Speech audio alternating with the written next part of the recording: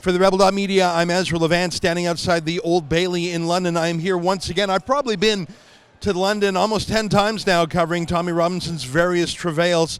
It all stemmed from a year and a half ago when he was outside the Leeds County Court reporting on a rape gang trial that had systematically raped girls as young as 11. Tommy was there on Judgment Day. The trial was over. The verdict was about to be rendered. Tommy was live streaming from outside the court when suddenly he was arrested by an enormous squad of police, and within hours he himself was found in contempt, shipped off to prison, where he was shortly thereafter put in solitary confinement for 10 weeks. That was finally overturned by the Court of Appeal, but he was tried again. Last week he was convicted again, or found in contempt, to use the more proper legal phrasing, and today he'll be sentenced. I'm worried that he will be sentenced for a grave sentence. I'm worried that the judges will throw the book at him because I do not think that this is a legitimate legal prosecution.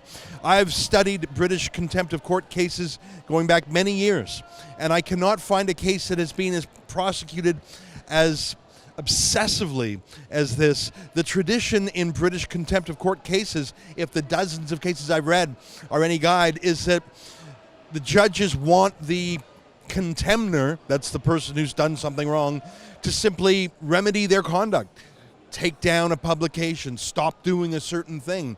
It's trying to bring people into compliance. It's not a punitive, aggressive, hunter-killer kind of law. In fact, the only other recent case of someone being jailed for contempt of court was George Galloway's former assistant, Aisha Ali Khan, who was only jailed, and for a brief period of time, after she defied 2 court orders 26 times. Only in that extreme case was she jailed, and just briefly. Here, Tommy, who was a journalist, just doing journalism, has been to court, 5-10 times?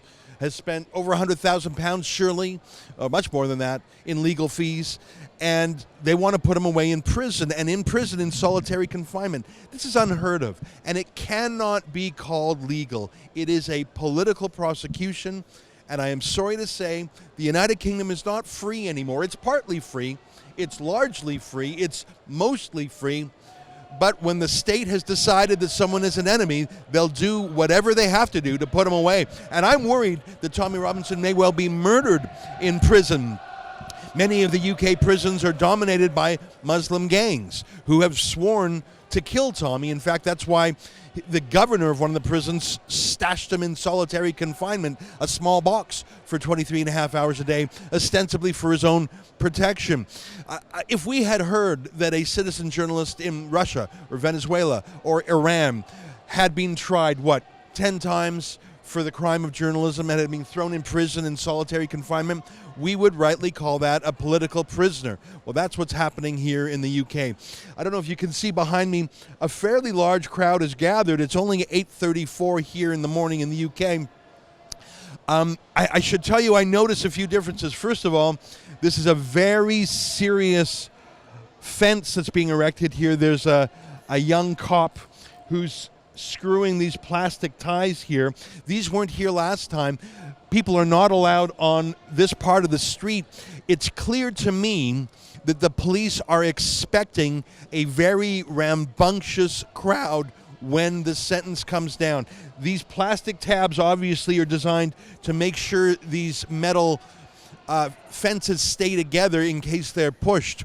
I see an enormous number of police, and I see police with video cameras. I see police with a different kind of headgear. They look like a counter-riot squad.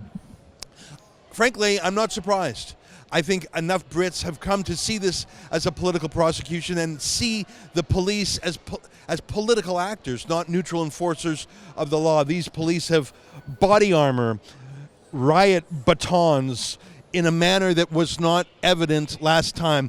I've been to every one of Tommy Robinson's court cases in the last year, and I have never seen that kind of visible presence of a riot squad. I think they're ready to crack some skulls today.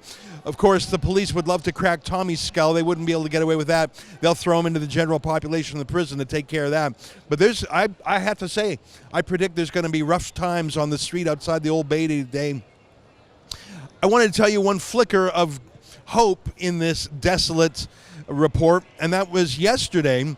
I came into London a day early because it's so ironic, it's so hypocritical. Jeremy Hunt, the Foreign Secretary of the UK, is sponsoring a media freedom conference along with his Canadian counterpart named Chrystia Freeland. It's a laugh. Both of them are censors. Both have cracked down on press freedom. But what timing that Tommy Robinson's sentence today for public journalism is the exact day when this media freedom conference is sitting. By the way, I was at that conference yesterday. You can see all my reports there if you're curious at mediafreedomconference.com. But I want to tell you a flicker of hope. I met someone yesterday I did not know existed. His name is David Kay, and he's the UN Special Rapporteur for Freedom of Opinion and Expression. That's a very long title. I didn't know there was such a thing. He's basically hired by the United Nations to go around the world promoting freedom of expression. No wonder I haven't heard about him. He's not the emphasis of the UN. More, they emphasize cracking down on free speech. But I asked him about Tommy Robinson. I put a question to him. He said he wasn't well briefed in Tommy's case. I think he had heard of him, but he was not up to speed with the details. But he specifically said to me that if Tommy Robinson or a representative of Tommy Robinson were to bring to this UN Special Rapporteur for Freedom of Opinion and Expression Tommy's information and Tommy's case, he would look into it and perhaps investigate. And that's what these UN Special Rapporteurs do.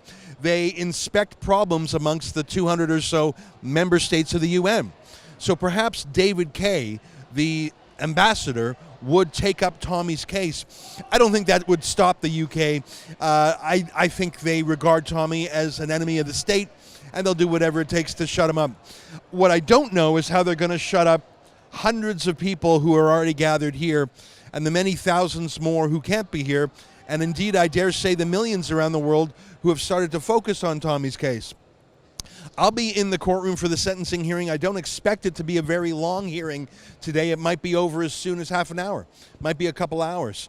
I'll have reports throughout the court. I'll be live tweeting at my Twitter account, which is simply twitter.com/Ezra Levant.